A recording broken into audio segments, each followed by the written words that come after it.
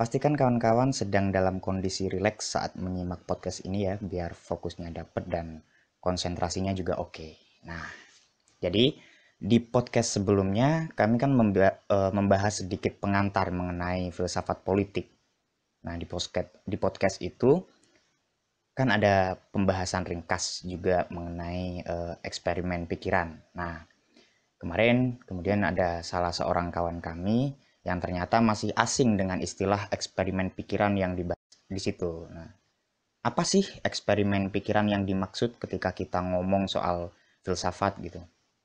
Oleh karenanya, di sini kami merasa perlu untuk membahas tentang metode yang biasa digunakan ketika menguji teori-teori filsafat. Nah, sebab metode itu yang oleh para filsuf disebut sebagai eksperimen pikiran. Oke, sekarang mari kita ambil contoh. Sekitar tahun 740 sampai 800 Masehi ada seorang filsuf asal India bernama Dharmotara. Nah, jadi dia mikir gini, eh, apakah seseorang dikatakan memiliki pengetahuan tertentu dengan hanya mempercayai sesuatu yang benar berikut dengan penalaran-penalarannya? Nah, jadi bayangin misalnya kita lagi di atas gunung nih, habis itu kita melihat sesuatu yang menyerupai asap dari kejauhan, menyerupai asap loh ya, entah itu padahal cuma kabut atau apa. Nah, tapi dari situ kemudian kita mengambil kesimpulan bahwa di sana pasti ada api karena ada yang kelihatan seperti asap itu tadi. Nah, sebagai orang yang sedang kedinginan atau butuh pinjam korek buat sekadar nyalain rokok misalnya, kita pasti akan ke sana atas dasar keyakinan adanya api itu kan. Nah, ternyata sesampai kita di sana memang ada api yang baru saja dinyalakan untuk memasak daging, tapi bahkan belum mengeluarkan asap.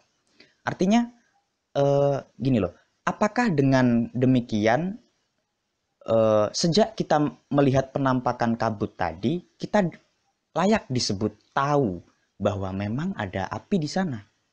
Tidak, kawan-kawan. Kita hanya percaya bahwa ada api di sana.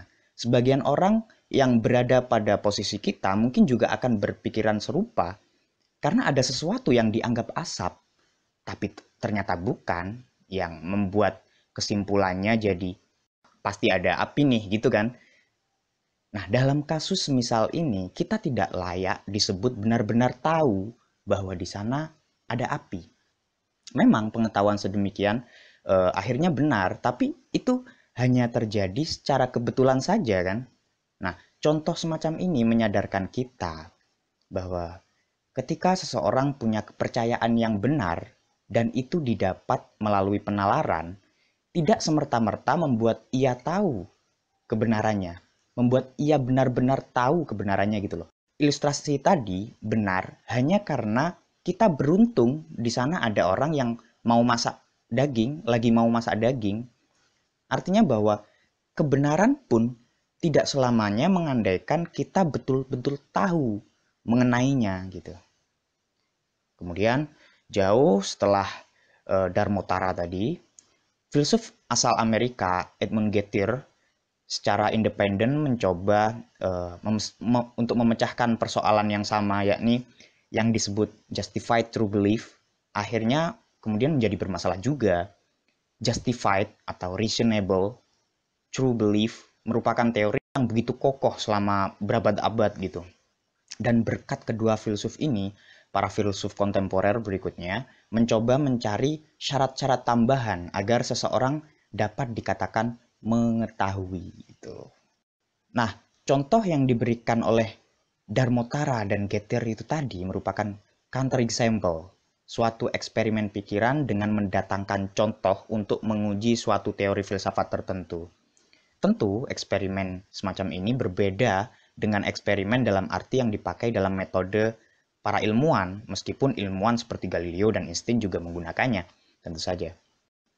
Suatu desain eksperimen pikiran tidak serta-merta digunakan tanpa pertimbangan yang rasional. Betul bahwa Dharmotara dan Gettier tidak benar-benar bereksperimen dalam arti eksperimen real. Mereka mengandalkan imajinasi semata dan hanya mengonstruksi dalam pikiran mereka suatu kondisi sedemikian rupa yang memiliki kemungkinan terjadi dalam dunia pengalaman kita. Artinya, keadaan yang dibayangkan dalam eksperimen pikiran secara fisikal masih memungkinkan meskipun tidak terjadi secara aktual. Misalnya, saya masih mungkin ketika mengatakan bahwa saya sedang memegang ballpoint sekarang, meskipun tidak benar-benar sedang memegangnya kan, sebab secara fisikal, saya tentu bisa-bisa saja memegang ballpoint. Ya, gitu. Tapi eksperimen pikiran juga tidak selamanya sempurna. Artinya, sama saja kayak eksperimen real kita di lab atau di lapangan misalnya. Tapi biar bagaimanapun, eksperimen pikiran ini akan cukup membantu untuk menganalisis persoalan-persoalan yang berkaitan dengan hal-hal konseptual, semisal pengetahuan, kenyataan, tindak kebaikan, kejahatan, dan lain sebagainya. Oke, sekian dulu biar nggak kepanjangan. Lain waktu kita akan membahas beberapa contoh eksperimen pikiran yang ada di sepanjang sejarah filsafat. Sampai jumpa lagi, dan selamat bereksperimen.